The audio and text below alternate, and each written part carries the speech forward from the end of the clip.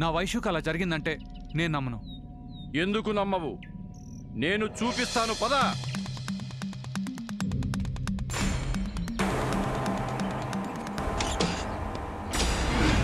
చూడు,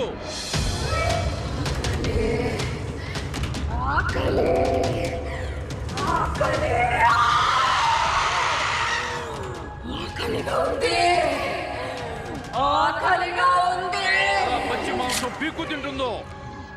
నీ భార్య అన్నావుగా, చూస్తున్నావుగా, అది రక్తం మరిగిన రాక్షసి, ఆకలి తీరని పిశాచి, నిప్పులు కక్కే ఉగ్రోసి.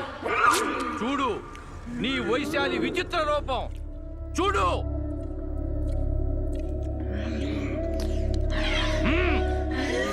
దీనికి తగిన శాస్తి చెయ్యాలి.